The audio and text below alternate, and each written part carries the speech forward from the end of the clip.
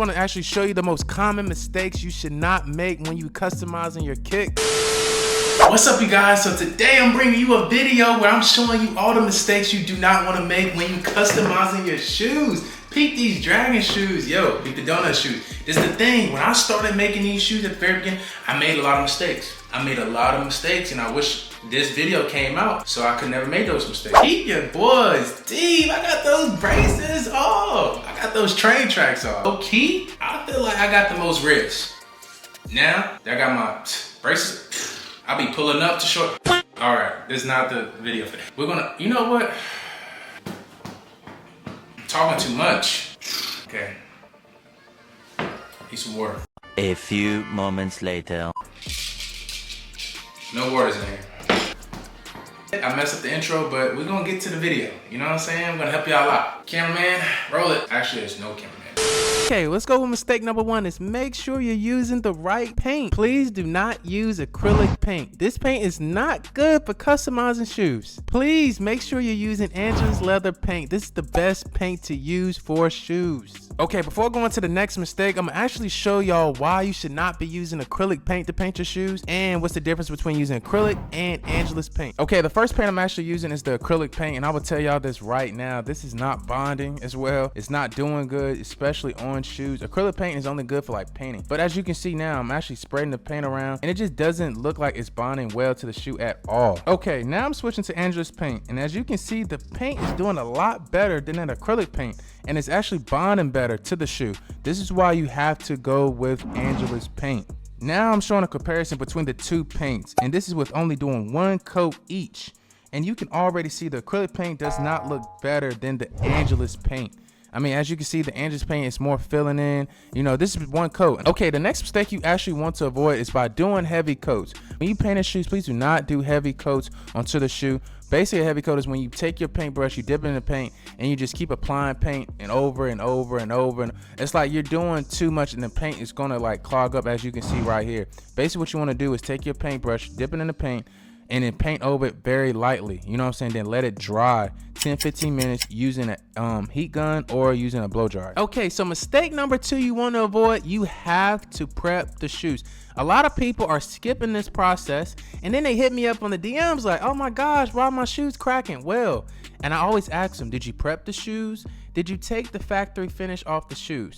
Now, this is the thing, you guys. You probably don't see the factory finish. You will not see. It's like a clear coat finish they use, but you have to remove that off. So when you paint, the paint actually bonds to the shoe. I want to see some great customs out here, and it's just sad to see the customs are actually cracking at the end because people are not taking the time out to prep the shoes. Okay, so another mistake you want to avoid is by buying the wrong brushes. Okay, so I got these brushes from Michaels. I think it's around $7, you know? So this is a good set, and it's good to first start off customizing shoes because they have all different angles, different little sizes of brushes. Okay, the next mistake is you got to take them shoestrings out of the shoes. You know what I'm saying? I'm actually showing you a bad practice right here. When you're painting shoes and you're trying to like dodge the shoestrings, you think you can like paint around them, you can't. Because look what's gonna happen. You're going to get paint on the shoelaces just like I did. Okay, so it's the best thing to do is actually take the shoelaces out before you paint the shoes. Okay, this actually goes back to the prepping, but you guys, you have to tape up the shoes. If you're a beginner, please. And I know y'all gonna get on me in the comments because every time I customize a shoe, I never tape up the shoe. But look, as a beginner, as somebody who is not that good at customizing shoes, you need to tape up the shoes, okay? Because you do not want to get paint on the parts you don't want to get paint on. So basically all you do is just tape, rip it off. I think that's why a lot of people want to skip it, but no, it's gonna save you a lot of headache in the future. So just make sure you're taping up the shoes correctly. Make sure you're actually taping off or masking off the parts that you do not want paint to get on. Okay, another mistake people are making is not paying attention to the shoes they are painting. I made this mistake very early in my shoe custom journey. Look, basically this is like a fabric shoe, right? This is not leather. So basically you have to do things different with this type of shoe. Number one, you're gonna need Angelus leather paint.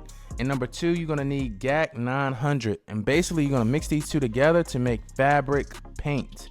That's what's gonna make the custom clean on suede shoes. And if you do everything right, the custom will come out clean like these. This was actually my first ever custom on YouTube. It's just crazy to look at it. Okay, so this mistake is actually gonna ruffle some feathers, but look, stop using Posca markers. If you're professionally customizing shoes, stop using Posca markers. Posca markers are only good for like doing little videos or doing little, it's only good for like doing little designs, like to show off, especially if you actually gonna sell your customs.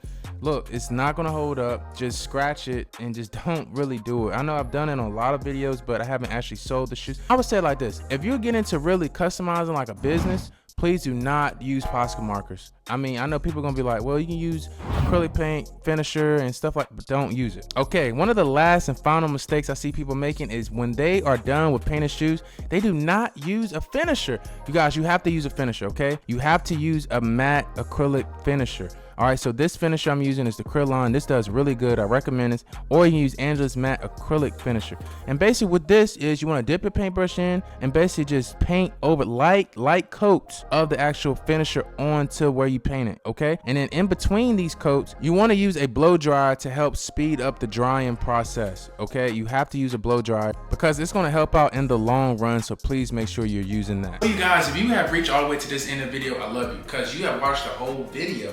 And that means I have a surprise for you. And that surprise is, it's no surprise. Oh, I'm sorry. But yo, the surprise is gonna be some giveaways coming. With all that being said, what I always say with all that being said, look, this is the thing. We on the road to 500K. I know they saying, sheesh, boy, you been on 500K for a minute. I know, but the thing is, you know, we close now, 490. Big 490, you know what I'm saying? I do this like I'm about to. All right, let me stop. Okay, so this is the thing. Hopefully, what? This your boy Xavier Kicks. I'll catch y'all in the next one. Peace.